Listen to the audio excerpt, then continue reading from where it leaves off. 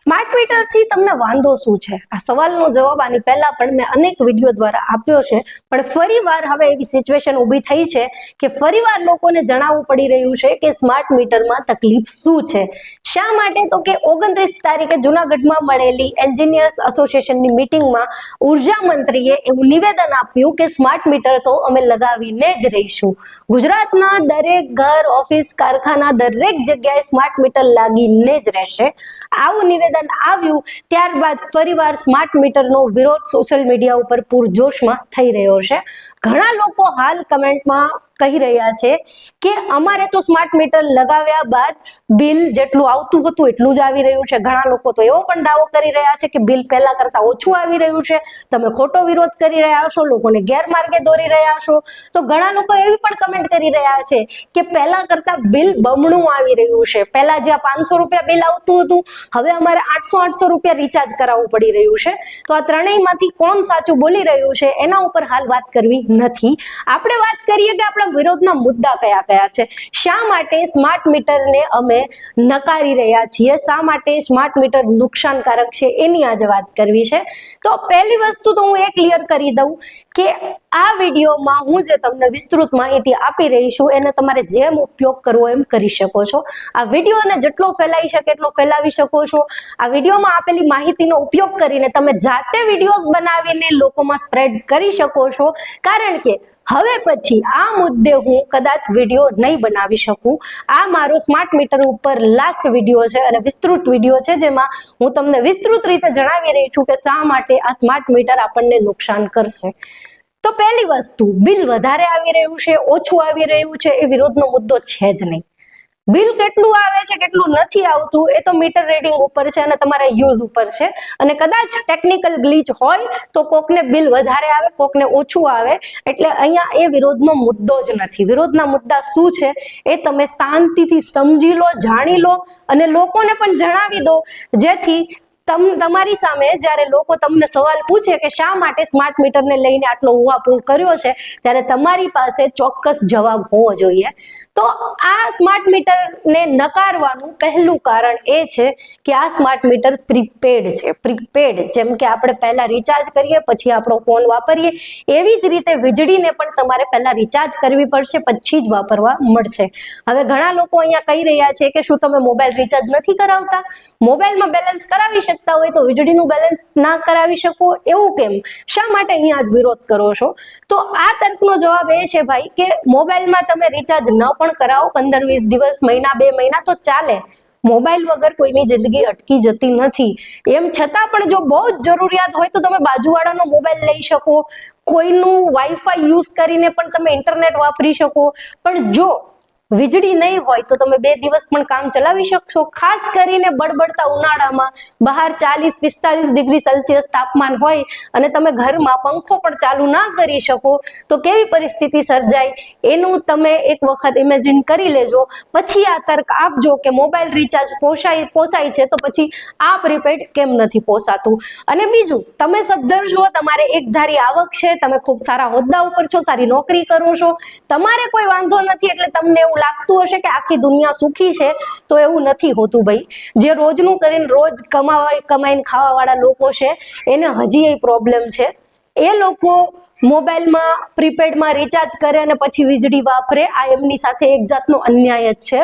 અને હંમેશા કહું છું, ફરીવાર યાદ અપાવું છું, વીજળી, પાણી, શિક્ષણ, સ્વાસ્થ્ય, રોડ, રસ્તા, પુલ, આ બધું સેવામાં આવે અને સેવા ક્યારેય પ્રીપેડ હોય જ નહીં. અને જો તમારે પ્રીપેડ કરવું હોય પશ્ચિમના દેશોની જેમ, તો પશ્ચિમના દેશો જેવી પહેલા રોજગારી આપો, એવું ઊંચું જીવન ધોરણ આપો, પછી તમે એ લોકો જે રીતે ટેક્સ વસૂલે છે કે જે રીતના મતલબ નવી નવી ટેકનોલોજી લાવે છે એ તમે આપો. તમારે અમારી પાસે ટેક્સ વસૂલવો છે અમેરિકા જેવો અને સુવિધા આપવી છે સાઉથ આફ્રિકા જેવી, આ તો કેમ ચાલે? બીજો સૌથી મોટો મુદ્દો શા માટે આ નુકસાનકારક છે એનો, તો કે આમાં TOD ટેરિફ છે, ટાઈમ્સ ઓફ ધ ડે, એટલે કે આમાં દિવસ અને રાતના ભાવ અલગ અલગ હશે. ઘણા લોકોને ગેરસમજ છે કે દિવસે ભાવ વધુ હશે ને રાત્રે ઓછા હશે તો એ ફાયદો જ છે. ભાઈ એવું નથી. ધ્યાનથી સાંભળો, આમાં રાત્રે ભાવ વધારે હશે અને દિવસે ઓછા. TOD મતલબ કે જ્યારે સનલાઇટ હશે, સૂર્યપ્રકાશ હશે, ત્યારે તમારા વીજળીના યુનિટના ભાવ ઓછા હશે, એટલે કે દિવસના ઓછા હશે. અને જ્યારે પીક અવર હશે, એટલે કે સનલાઇટ નહીં હોય, રાત્રિનો સમય હશે, ત્યારે ભાવ વધી જશે. હવે તમે જાતે નક્કી કરી લો કે તમારે વીજળીની જરૂરિયાત દિવસે વધારે હોય કે રાતે. 6 વાગ્યા સુધી તો અંજવાડાનું ઘર હોય ને તો લાઇટ પણ ચાલુ ના કરવી પડે, અને આખો દિવસ કામ કરીને માણસ થાકી હારીને ઘરે આવે તો રાત્રે એને પંખાની, એસીની જરૂર પડે, લાઇટની જરૂર પડે. તો હવે તમે જ નક્કી કરો કે રાતે ભાવ વધી જાય તો આમાં તમારી બચત થાય કે નુકસાન જાય. સરકાર આને ફાયદા તરીકે ગણાવી રહી છે કે દિવસ રાતે ભાવ અલગ હશે તો તમે બચત કરી શકશો. આ કયા એંગલથી અમને આમાં બચત થઈ રહ્યું એવું લાગી રહ્યું છે, મારી સમજની બહાર છે. તમે ખૂબ સમજદાર છો, તમે સમજી લેજો કે વીજળીના ભાવ દિવસે ઓછા હોય ને રાતે વધારે હોય તો એમાં નુકસાન થાય કે ફાયદો થાય. ત્રીજું છે આનું જે 7 થી 10 વર્ષે જે બદલવાની સિસ્ટમ છે. એ જૂના મીટર ઘણા લોકોને ખ્યાલ હશે કે એક વખત લાગી ગયા પછી અપવાદ રૂપે ક્યારેક જ ચેન્જ કરવું પડે એવું બન્યું હશે, બાકી આ મીટર બહુ જ લાંબા સમય સુધી ચાલતા. જ્યારે આ નવા સ્માર્ટ મીટર, આ નવી મુસીબત તમારે દર 7 થી 10 વર્ષે ચેન્જ કરવી પડશે. હાલ સરકાર જે મીટર લગાવવા આવી રહ્યા છે આપણા ઘરે, એ તો ફ્રીમાં લગાવી દેશે, પણ જ્યારે 7 થી 10 વર્ષે એને બદલવાનું થશે ત્યારે એનો ખર્ચો કોણ આપશે? તો કે આપણે આપવાનો. તો ભાઈ આ એક તો આ ટીઓડી નો, ટેરિફનો ત્રાસ, એક તો પ્રીપેડ નો ત્રાસ, ઉપરથી જ્યારે આને ચેન્જ કરવાનું થાય ત્યારે એ બી ખર્ચો આપણે જ આપવાનો. આ કઈ પ્રકારની તાનાશાહી? અને ચોથો સૌથી મોટો ઇસ્યુ છે સર્વિસનો. જો આમાં કઈ પણ થયું, બિલ ઓછું વધારે આવ્યું, કોઈ પણ પ્રોબ્લેમ થઈ તો અમારે સર્વિસ માટે ક્યાં જવાનું? આ જે વીજળી વિતરણ કરતી સંસ્થાઓ છે, જીબી, પીજીવીસીએલ વગેરે, ત્યાં જવાનું કે જેણે સ્માર્ટ મીટરનું ઉત્પાદન કર્યું છે કંપની પાસે જવાનું? અને આ સર્વિસ અમને ટાઈમસર મળી રહેશે એની ગેરંટી શું? કોણ બાહેંધરી લઈ રહ્યું છે? તો આ 4 મુખ્ય મુદ્દાઓ છે, આ તમારા મગજમાં બેસાડી દો કે શા માટે સ્માર્ટ મીટર નથી જોતું. તો કે અમારે પ્રીપેડ વીજળી નથી જોતી. બીજું, અમારે દિવસે ભાવ ઓછા અને રાત્રે ભાવ વધુ હોય એવું વીજળી મીટર નથી જોતું. ત્રીજું, અમારે દર 7 થી 10 વર્ષે મીટર બદલવું પડે, એનો ખર્ચો પણ અમારે આપવો પડે, એ માથાકૂટ અમારે નથી જોતી.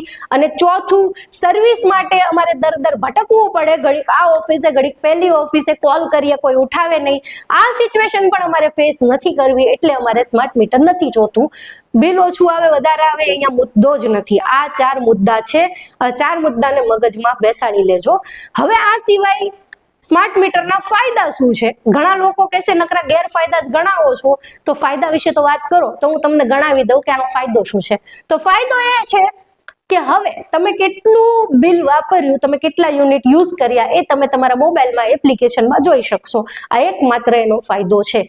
બીજો સામાન્ય ફાયદો એ કહી શકાય કે પહેલા તમે કેટલું બિલ વાપર્યું, કેટલા યુનિટ યુઝ કર્યા, એ જોવા માટે, લખવા માટે એક વ્યક્તિ તમારા ઘરે આવતો, મીટર ચેક કરતો, લખીને જતો અને પછી બિલ આવતું. હવે એવું નહીં થાય. ડાયરેક્ટ કંપની તમારા યુનિટ રીડ કરી શકશે અને ડાયરેક્ટ બિલ તમારા એપ્લિકેશનમાં જનરેટ થઈ જશે અને તમે જોઈ શકશો કે તમે કેટલી વીજળી વાપરી છે. આ એનો એક ફાયદો છે. પણ આને ફાયદો પણ કેવી રીતે કેવો, મને તો એ જ નથી સમજાતું. અત્યારે કોની પાસે એટલો બધો ફ્રી ટાઈમ છે કે દર કલાકે, દરરોજ એપ્લિકેશન ખોલીને જોવા બેસશે કે ભાઈ આજે મેં કેટલું બિલ વાપર્યું, આજે મેં કેટલું બિલ નથી વાપર્યું? આ તે કઈ ફાયદો છે? પણ ઠીક, હવે લોકો આને ફાયદામાં ગણાવી રહ્યા છે તો આપણે પણ ગણી નાખીએ. પણ વિરોધના મુખ્ય જે 4 મુદ્દા છે એ યાદ રાખજો અને આ માહિતીને જેટલી તમે ફેલાવી શકો એટલી ફેલાવજો, જેથી લોકોમાં કોઈ ગેરસમજ થાય નહીં. ફરી વખત રિપીટ કરું છું, પ્રીપેડ મીટર નથી જોતું, દિવસે ઓછા રાત્રે ભાવ વધુ હોય એવું મીટર નથી જોતું, દર 7 થી 10 વર્ષે મીટર ચેન્જ કરવાનું થાય, એનો ખર્ચો અમારે નથી આપવો, અને આ મીટરની સર્વિસ માટે અમારે દર નથી ભટકવું. આ અમારા 4 મુદ્દા છે, બીજું કોઈ નથી. આનું સોલ્યુશન જો તમે આપી શકતા હોય તો અમે રાજી ખુશીથી મીટર લગાવશું.